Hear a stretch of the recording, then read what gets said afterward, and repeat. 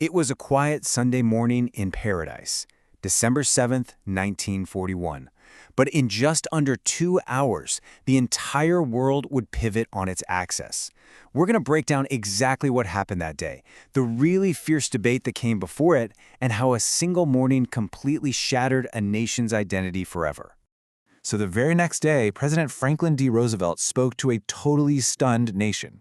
And with that one sentence, FDR framed the attack not just as a battle, but as this profound betrayal, an act of infamy that, absolutely demanded an answer. And behind that big word, infamy, is this number, 2,403. That's how many Americans, sailors, soldiers, civilians, lost their lives in a surprise attack while their country was officially at peace. This number, this is the heart of the tragedy. It's the reason that date lives on. Okay, so what was the attack on Pearl Harbor? Well, it was a meticulously planned surprise military strike. The Imperial Japanese Navy's goal was devastatingly simple: to cripple the U.S. Pacific Fleet so that America couldn't interfere with Japan's planned expansion across Southeast Asia. I mean, the scale of the devastation, as you can see from these numbers, it was just staggering. In 2 waves, 353 Japanese aircraft just decimated the American naval base. And just look at how lopsided this is. 2,403 Americans killed to Japan's 129. We lost 188 aircraft, and the real kicker, 8 battleships were put out of commission. So this brings up the central question we're trying to answer here. How could a neutral nation be caught so completely and utterly off guard? To answer that, we have to rewind the clock. See, before Pearl Harbor, America wasn't some global superpower just looking for a fight. Not at all.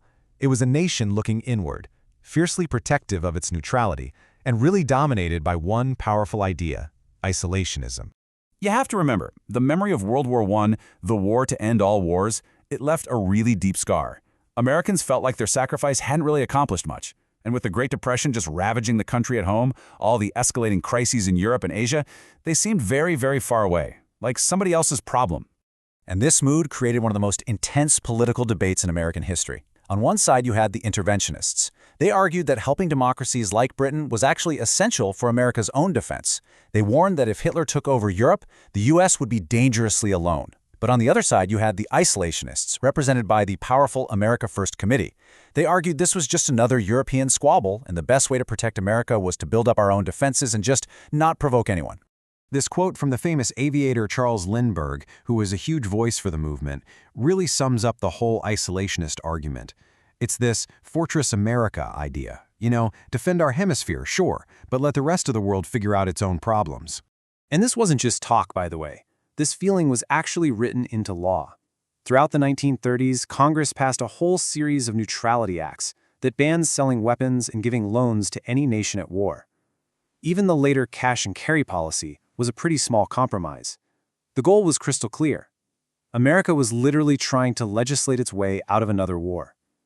It wasn't until Germany invaded Poland in 1939 that they finally, and very controversially, repealed the arms embargo. But here's the thing.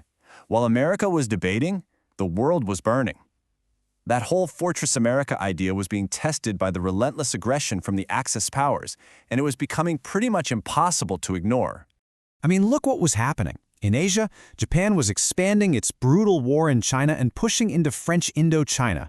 In Europe, Nazi Germany was just swallowing its neighbors whole: Austria, Czechoslovakia, Poland, then France. By 1940, Great Britain was standing pretty much alone against Hitler's entire war machine. And you can see the direct impact of these events on the American public right here. In June of 1940, only about 35% of Americans thought the U.S. should risk war to help Britain. But after the fall of France and seeing the Brits' heroic resistance during the Battle of Britain, wow, that number shot up to 68% by April of 41. The world on fire was definitely changing minds back home. So this shift gave President Roosevelt a little bit of a political opening. But his challenge was huge. How do you help the Allies, who he believed were America's first line of defense, without openly defying that really powerful isolationist feeling and, the actual laws on the books? This was his answer. What a powerful phrase, right? It framed American involvement not as an act of war, but as an act of production. The strategy was basically to provide the tools for Britain and others to win the fight themselves, keeping American soldiers out of it. So he did this through a series of really brilliant, though pretty controversial political moves, all designed as steps short of war. You had the destroyers for bases deal, where we traded old warships for strategic bases.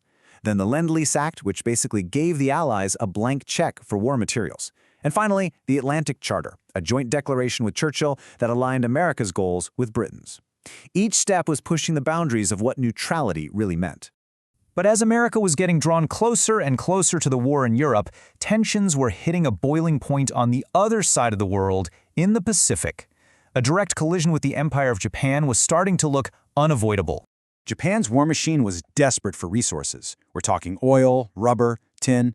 Their whole strategy was to go seize the resource-rich colonies in Southeast Asia. The only thing standing in their way, the U.S. Pacific Fleet, which was now stationed at Pearl Harbor, basically as a deterrent. To Japan's military leaders, that fleet had to be neutralized. So the last few months of 1941 saw this rapid, fatal breakdown in diplomacy. In July, the U.S. completely cut off oil exports to Japan, a crippling blow. Japan made one final offer in November, but the U.S. rejected it. Then, on November 26th, the U.S. issued what was called the Hull Note, demanding Japan get completely out of China. To Japan, this was basically an ultimatum. And on that very same day, a Japanese naval task force secretly set sail for Hawaii. And that brings us right back to that quiet Sunday morning. The bombs that fell on Pearl Harbor didn't just sink battleships, they sank an entire era of American foreign policy.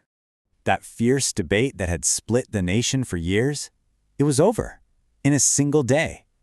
The attack unified the country with a speed and a totality that's honestly hard to even imagine today. The vote in Congress was nearly unanimous. And then, just 3 days later, the other shoe dropped. Germany and Italy, honoring their pact with Japan, declared war on the United States. And just like that, America wasn't just in a naval war in the Pacific, it was in a global conflict, fighting for its life in both Europe and Asia. So, in the end, the attack on Pearl Harbor did way more than just draw America into the war. It fundamentally and permanently destroyed the idea that the United States can just build a wall around itself and hide from the world's problems. Fortress America turned out to be a myth, and it was shattered by torpedoes and bombs in the waters of Oahu. And that leaves us with a really fascinating question to think about. If Japan had never attacked, would the isolationists have won the argument? Would America have ever even entered the war? The attack on Pearl Harbor was a terrible tragedy for sure, but it was also one of history's most decisive turning points. It forced a reluctant nation to step onto the world stage and change its destiny and the world's forever.